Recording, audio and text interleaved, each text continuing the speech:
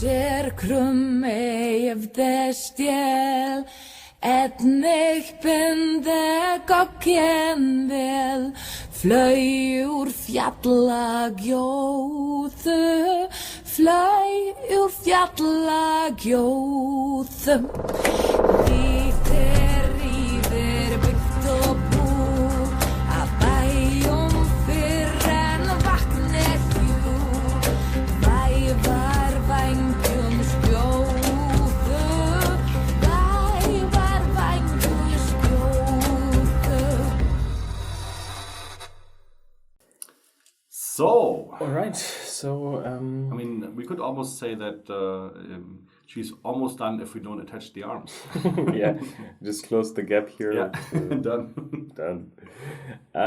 But we will now just finish the main part of the body by painting those leather elements. I think we will start with a pretty similar approach to the upper part. So doing the dark strong tone again? No, this was the soft tone. So we will use the strong tone here because it's darker and less vibrant. But to make it a little bit more brown, a little bit more colored, we will add some brown ink from Andrea. And as the surface here is quite large and it's supposed to look a little bit rough and worn, I want to paint on a little bit more damage before we start. Also to give a nice little difference in the material. Yeah. So you're basically doing the what you've shown on other videos as well, creating the texture a little bit first. Yeah. And then you kind of glaze and thinly layer over that. So I will start with a very dark gray. Not pure black, but very dark gray. Pure black might be a little too hard for contrast wise. Okay, and I just do some dots and some lines to indicate scratches.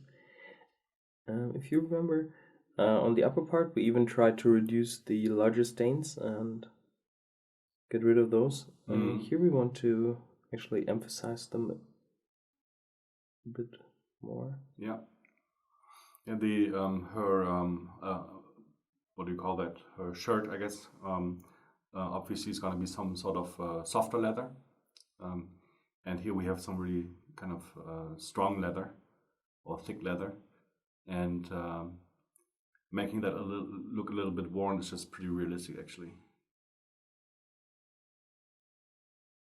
And painting leather is a lot of fun. It's not really hard, is it? No, not really. Sometimes it's hard to control the gloss, but that just needs a little practice.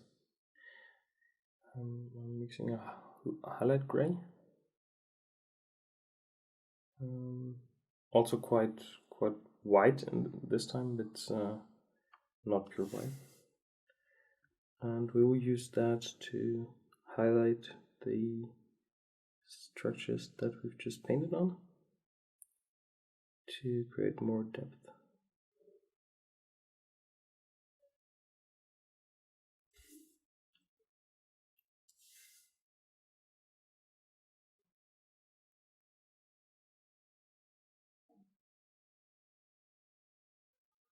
We don't need to do the same amount of work down here because we have that nice ornament down here and also some little buttons, so there is enough detail.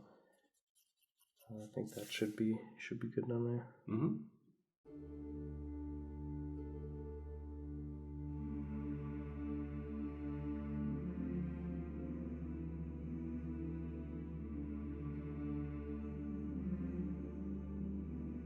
If you're painting a lot of leather on a miniature, black and white foundation is actually really, really helpful. Yeah.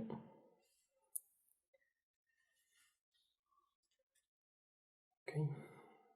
I think that's already good. As you can see, nothing fancy. Just try to make thin lines and make them look random and not try not to create a pattern. Yeah. For the next step, we will mix some of the strong tone, as I said, with some of the brown ink. You can see on the palette it's quite an intense, the brown ink is quite an intense color. Also very glossy, and by mixing it with the quick shade, I hope to also get the gloss a bit down. Gloss is fine, but just not too glossy. Okay, dimming it down a bit. Alright, and we start at the sides, in the shadow area.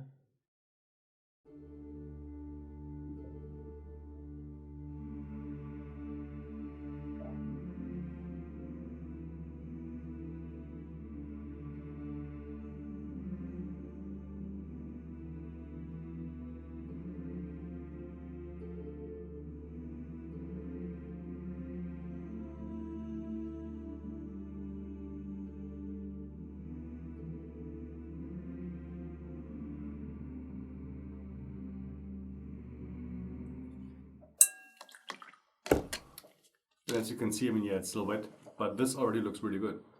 Yeah, I think we will give it a quick blow with the blow dryer and come back for a second later.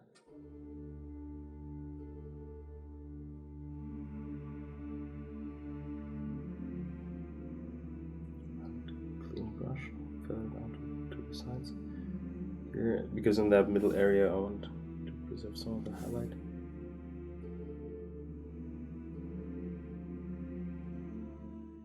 It's very, very simple to create a really nice starting foundation for leather.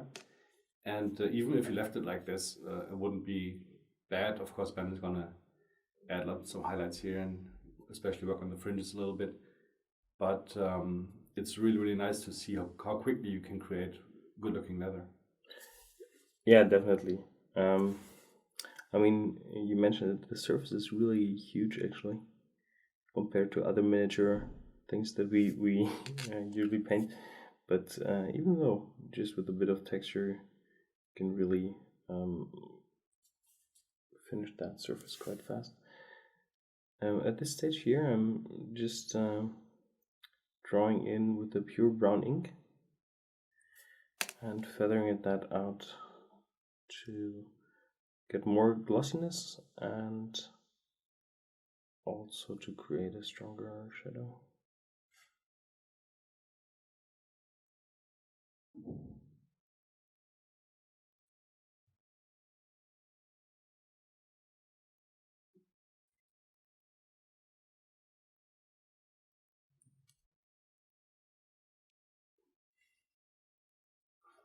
And the one thing I guess you don't want is for it to be too smooth. Yeah, like a perfect blending would be the worst thing that could happen to leather. Yeah, I think if you would start and do a perfect blending or very strong highlights, you would it would end up looking like a weird latex belt or something. So we want to try not to sound like that. Another thing you notice right now is that it almost looks like this lower part doesn't receive enough light from the lamps. I can promise you that we have a lot of light on these areas. It is just very dark. Yeah. And that's the way it should be, because the focus obviously is not on the belt, it's on the face. Yeah, plus we need to have it quite a bit stronger to get that it's really a different material compared to the upper part. Yeah. I think I will continue on the lower belt, Mm-hmm. just in the same way. And just to repeat, the reason why you didn't do any scratches there is because we have some detail. Yeah, we have more detail, a lot more actually, because that is here a bit like embossed leather. Yeah. And yeah, and also some little rivets or buttons. Also, those are a nice touch of detail, so we don't really need that. Mm-hmm. Plus, I didn't paint any highlights there because the highlights here on that area are quite strong from the spray paint foundation. Mm-hmm.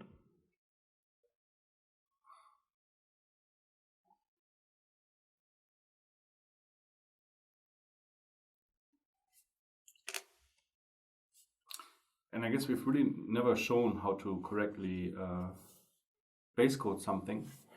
Maybe that could be a tutorial that I can do as a master base coater.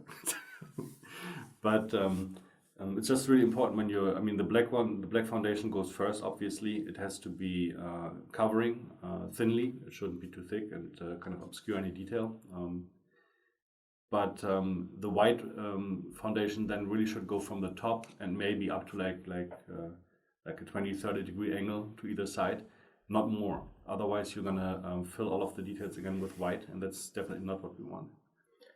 Yeah, sometimes it's also, for me, it's also depending on the quality of the surface. Sometimes if it's a little rough, and by experience, I know I can solve it with a little bit thicker foundation or a little bit more white. Go for a little bit more white. Also depending on how light the model should be in the end. Mm-hmm.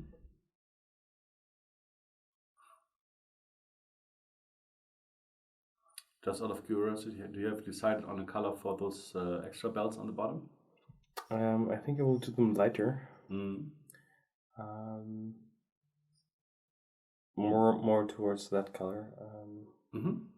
So no green. You're not gonna add color there. No. Okay. Because it's really a detail to the sides. We will add the sword later here. Yeah. And most of that detail will be covered with her arm anyways. Okay. So let me just put the arm in place for a second.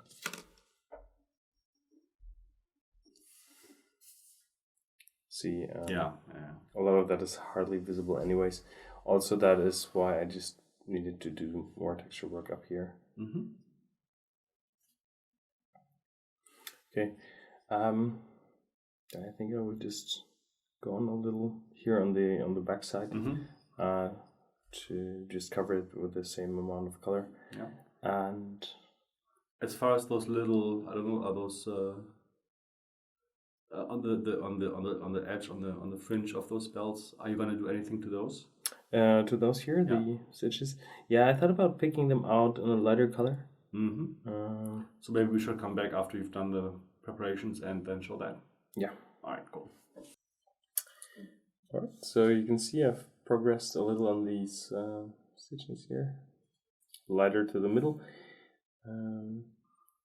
but again I started with some of that rucksack 10.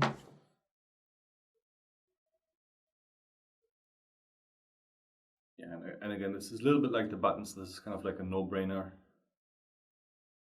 task right now,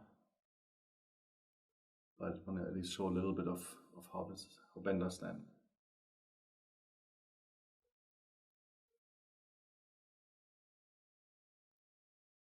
And if yours turn out the contrast is too strong or whatnot, you can always kind of glaze them down again. And yeah, it's really kind of non-critical.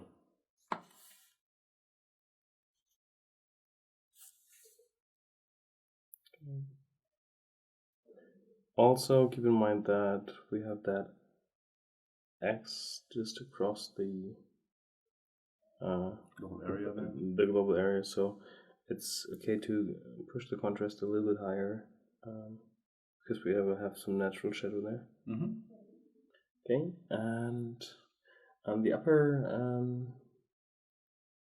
element, I used some brown, some of the tank brown, and a little white to get some red brown stitches, same as we did on the top.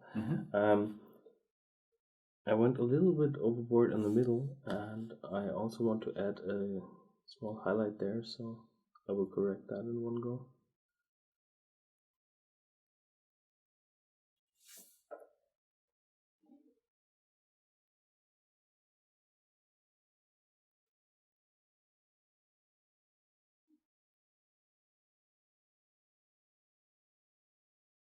So are you toning down the highlights a little bit now, or? No, I'm just painting a highlight on the leather itself, in between the little stitches. Okay. Yeah. Just to also have that line a bit more consecutive. But only also in the middle, just to give it a little extra. Yeah, also to give more definition between the breasts. Yeah. Yeah, nice. I mean, in a way, I mean, this is a bust. It doesn't have feet, so the belt and the lower area turns into the feet of the miniature. And as we don't like feet so much, it's something that you don't have to spend too much time on. Yeah. You can even have a quality contrast in this area. Now, I would say that this is definitely not a quality contrast. The quality is absolutely there. It looks like really, really cool leather. But don't go overboard with highlights, details, and these kind of things. Yeah, especially don't go too light. I think if Yeah. you go for some bright highlighted surface, that would just be too distractive. Yeah. As far as the cut is concerned, the cut usually is being painted black. Yeah. In the end. Right now it's not. Do you kind of try to blend this into this cut as well, or do you just leave it like that? No, It's actually, already dark, isn't it? yeah, it's kind of dark, and I would just tone it down, make it black all the way through. I like it to have the cuts on the miniature black, because that way, if the cut is nice, clean, and black, it's just clear that it's not that the model does not continue. It's the end of that world. Yeah. So I think I will continue with the belt. Mm-hmm. So we will start with a layer of the soft tone wash. Mm-hmm.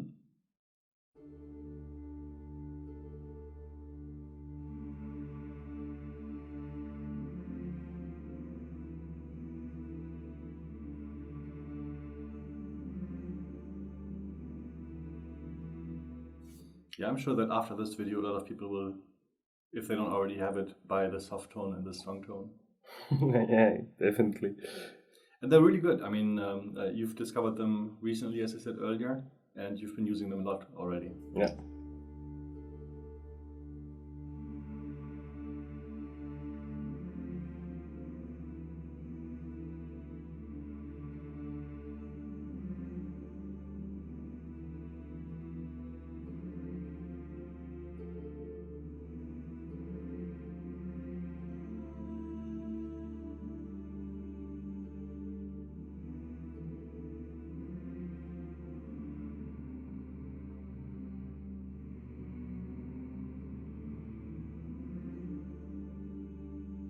To still achieve a different kind of finish on the belt, we will work rather on the edge of the belt. Mm-hmm.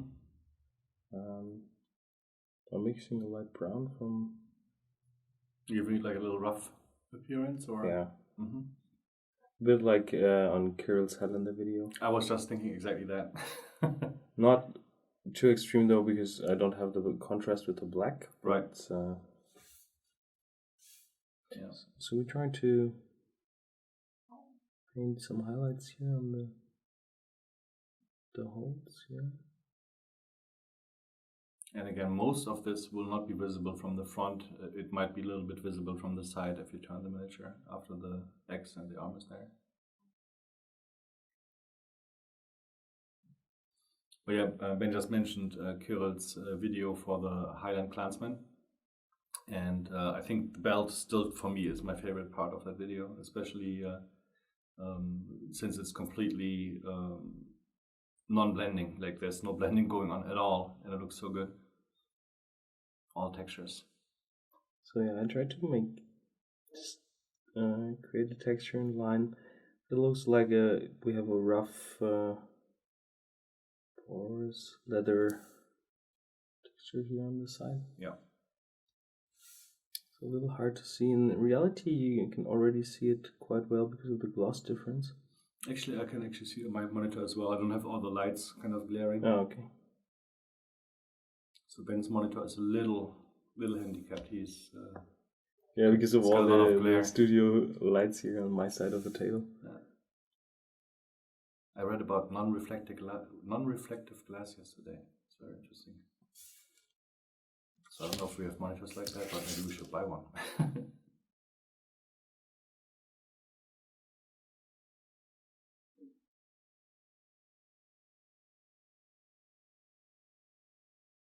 Yeah, and this little edge, or whatever you want to call that, also gives a nice separation of the elements there. Yeah. Again, it's a little bit like edge highlighting, but as you can see, Ben is always dabbing and never drawing a line. Yeah, I tried to keep it a bit brighter as well on the upper side of the belt.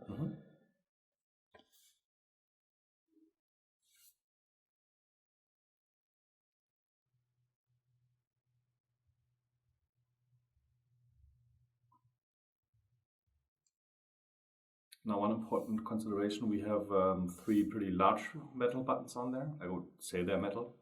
Yeah. And we have the buckle.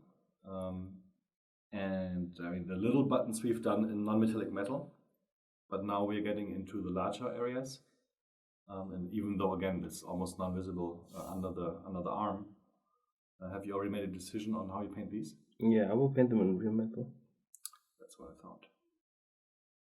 Yeah, because they're now starting to get in that scale where you can really see what's going on. With the little ones, it's okay because even I think in real life, I guess there is some kind of bronze material that is rather flat when it's oxidated. So I think for those, it's okay to work with flat colors. But yeah, for the larger ones, we should definitely switch from metal paints. But I will paint the metal elements at the end. At the end altogether. Yeah. And just as a reminder, as to why we do that, 2 reasons. Number 1, you don't want metal pigments on your palette if you have to paint anything else, because there's always the chance that you will have metal pigments in your paints, and then she's going to be all glittery, which might look cool, but probably not. Then the second thing is also in the water. You want to kind of clear your brushes in the water, and if you're using metals, you should have actually a second glass of water. Yeah, definitely. But chances even there are that you're making a mistake, or that there's still some metal pigments on the brush. Yeah, we don't really need that.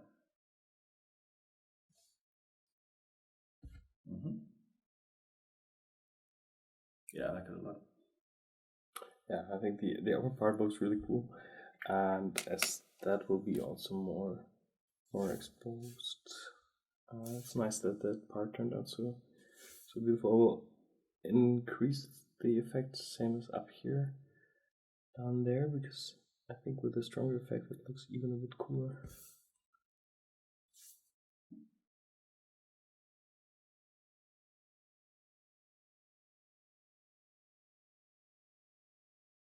And even if you can't see it in the end, you know it's there. That's yeah. Plus, really, a small little detail like that is really nice because it shows that you also paid some attention to material detail.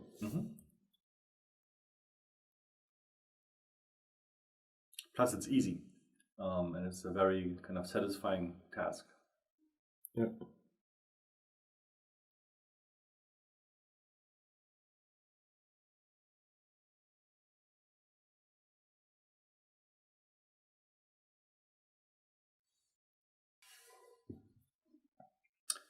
Okay. All right. So done. We're ready. We leave the arms away and and no shield, of course. No arms, no shield. No, for sure not. But we just increase the contrast here a tiny bit more.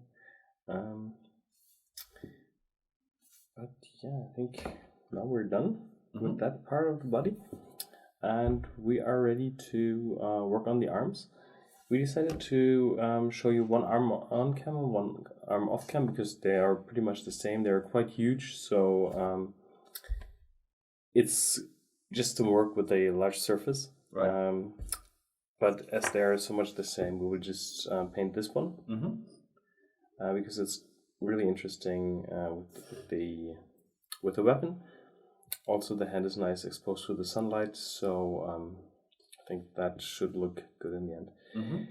Will you do the other one off cam first? I will first? do the other one off cam. Okay. So we'll see where you're going, and then we can show how you did that. Yeah. Awesome. All right.